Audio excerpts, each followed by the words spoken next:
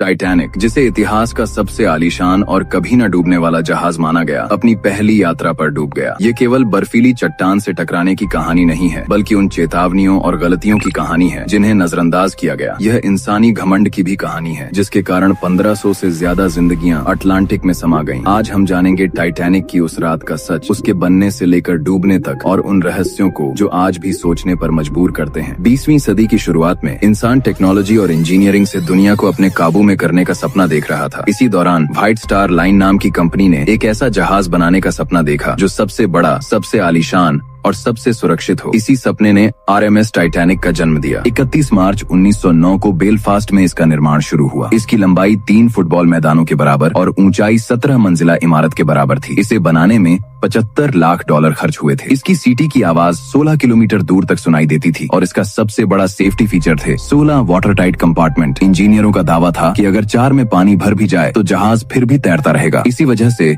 इसे कभी न डूबने वाला जहाज कहा गया। 10 अप्रैल 1912 को इंग्लैंड के साउथहैम्पटन बंदरगाह पर दुनिया का सबसे भव्य जहाज अपनी पहली यात्रा पर न्यूयॉर्क के लिए निकला। जहाज पर हर वर्ग के लोग मौजूद थे। पहली श्रेणी में अमीर लोग थे जो विलासिता का आनंद ले रहे थे। वहीं दूसरी और तीसरी श्रेणी में हजारों लोग नई जिंदगी का सपना लेकर सफर कर रहे थे। कप्तान एडवर्ड स्मिथ 62 साल के थे और यह उनका आखिरी सफर था। जहाज के मालिक जे ब्रूस भी मौजूद थे। जब जहाज ने बंदरगाह छोड़ा तो हजारों लोगों ने हाथ हिलाकर विदाई दी। किसी ने सोचा भी नहीं था कि यह पहली और आखिरी विदाई होगी। यात्रा के शुरुआती 4 दिन शांत और शानदार रहे। यात्री जहाज की भव्यता का आनंद ले रहे थे, लेकिन यह शांति आइसबर्ग से पहले की खामोशी थी। 14 अप्रैल 1912 को टाइटैनिक को आसपास के जहाजों से कई बार आइसबर्ग के बारे में चेतावनियां मिली, लेकिन इन्हें गंभीरता से नहीं लिया गया। कहा जाता है कि मालिक ब्रूस इसमे ने कप्तान स्मिथ पर दबाव डाला कि जहाज की रफ्तार कम न की जाए। वे चाहते थे कि टाइटैनिक रिकॉर्ड समय में न्यूयॉर्क पहुंचे और अपनी स्पीड का लोहा मनवाए। लेकिन सबसे बड़ी गलती यह थी कि क्रू के पास दूरबीन भी नहीं थी। दूरबीन लॉकर में बंद थी और उसकी चाबी उस अफसर के पास थी जो इस यात्रा पर आया ही नहीं था। अगर वह दूरबीन होती तो शायद आज यह कहानी अलग होती। रात 11:40 पे पहरेदार ने अचानक विशाल आइसबर्ग देखा। उसने घंटी बजाई और चिल्लाया, आइसबर्ग राइट अहेड। तुरंत जहाज को मोड़ने की कोशिश हुई। इंजन उल्टा चलाया गया, लेकिन बहुत देर हो चुकी थी। जहाज का दाहिना हिस्सा बर्फ से टकराकर लगभग 100 मीटर तक चीर गया। ऊपर यात्रियों को यह मामूली झटका लगा, लेकिन नीचे कंपार्टमेंट्स में पानी भरना शुरू हो चुका था। डिजाइन 4 कंपार्टमेंट तक सह सकता था, लेकिन 5 कंपार्टमेंट फट चुके थे। जहाज के डिजाइनर थॉमस एंड्रयूज ने कप्तान से कहा कि अब यह जहाज नहीं बचेगा, हमारे पास सिर्फ 2 घंटे हैं। अब जहाज पर अफरा तफरी मच गई। डिस्ट्रेस सिग्नल भेजे गए, लेकिन लाइफ बोट्स की संख्या पर्याप्त नहीं थी। 2200 लोग सवार थे, लेकिन नावों में जगह सिर्फ 1178 के लिए थी। महिलाओं और बच्चों को प्राथमिकता दी गई, लेकिन घबराहट और गलत मैनेजमेंट के कारण कई नावें आधी खाली ही उतार दी गईं। कुछ लोग किसी भी तरह अपनी जान बचाने की कोशिश कर रहे थे। वहीं जहाज के 8 म्यूजिशियन आखिरी सांस तक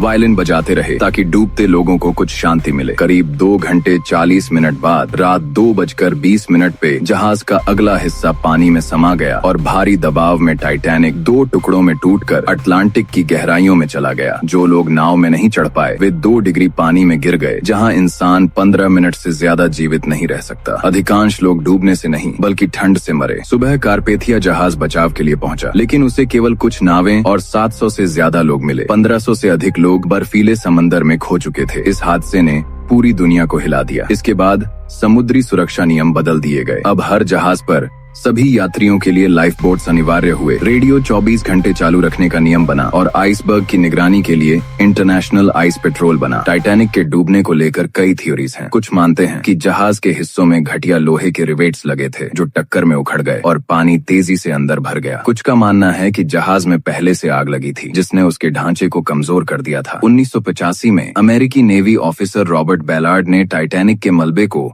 12,500 फीट की गहराई में खोजा। यह आज भी 2 टुकड़ों में पड़ा है और इसे बाहर निकालना लगभग नामुमकिन है। यह उन 1500 आत्माओं की आखिरी आरामगाह है और इसे वहीं शांति से रहने देना चाहिए। टाइटैनिक सिर्फ जहाज के डूबने की कहानी नहीं है, यह इंसानी घमंड, लालच और गलतियों की कहानी है जो साबित करती है कि प्रकृति की ताकत के आगे इंसान कितना छोटा है। यह खामोश चेतावनी आज भी समंदर की गहराइयों में मौजूद है। अगर आपको यह कहानी पसंद आई तो वीडियो को लाइक करें और दोस्तों के साथ शेयर करें। ऐसी ही रहस्यमयी कहानियों के लिए चैनल माइंड टेल्स को सब्सक्राइब करें।